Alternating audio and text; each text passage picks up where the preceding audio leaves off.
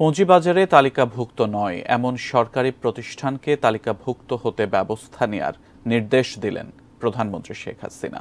সকালে আগারগাঁওয়ে এনইসি সম্মেলন কেন্দ্রে অনুষ্ঠিত জাতীয় অর্থনৈতিক পরিষদের নির্বাহী কমিটি বা একনেক সভায় এ নির্দেশ দেন বলে জানান পরিকল্পনামন্ত্রী।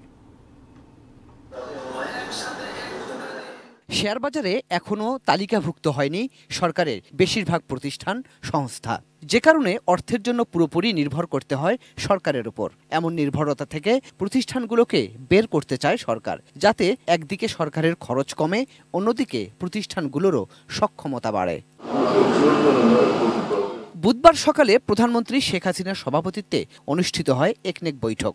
সেখানে প্রধানমন্ত্রী অনুশাসন দিলেন সরকারি প্রতিষ্ঠানগুলোকে পুঁজিবাজারে আনার। বৈঠক শেষে সাংবাদিকদের তা তুলে ধরেন পরিকল্পনা মন্ত্রী ও পরিকল্পনা সচিব। তারা যাতে নিজেদের দায়টা নিজেরা বুঝে, তাহলে এটা আরো হবে, আরো দ্রুত কাজ হবে। তাদের আয়ের থেকেই তারা প্রকল্প গ্রহণ করতে পারবে বলে আমরা মনে করি। অন্তত বড় প্রকল্প না হলে ছোটখাটো প্রকল্প তারা গ্রহণ করতে পারবে বলে আমরা মনে করি। এটাই মাননীয় প্রধানমন্ত্রী এটার উপরই জোর দিলেন এবং তিনি বললেন যে নিয়ম আছে 3 বছর, ওই 3 বছর তাকে দেখো এবং অবজার্ভ করো। যাদের 3 বছর হয়ে গেছে তাদেরকে বলো তোমরা তোমাদের প্রফিট বৃদ্ধি করো, যাতে তোমাদেরকে পাবলিক এনলিস্টমেন্ট করা যায়, স্টকে ইনভেস্টমেন্ট করা যায়। টাকার অবমূল্যায়ন করে ডলারের দাম বাড়ানোর ফলে সরকারের বিদেশি ঋণ পরিশোধের অঙ্ক বাড়বে কিনা আর সেটার সমন্বয় কিভাবে হবে তারও জবাব দেন তারা।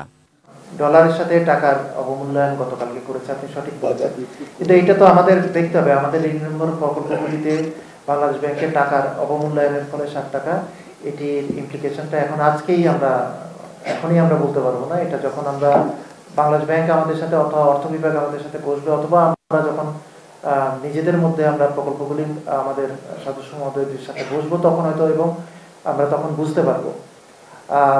এটি তাৎক্ষণিকভাবে বলা সম্ভব না। এদিকে প্রথমবারের মতো ঢাকার বাইরে চট্টগ্রাম মেডিকেল কলেজ হাসপাতালে বার্ন ইউনিট করতে যাচ্ছে সরকার। সেজন্য 284 কোটি টাকার একটি প্রকল্পের অনুমোদন দেয়া হয়।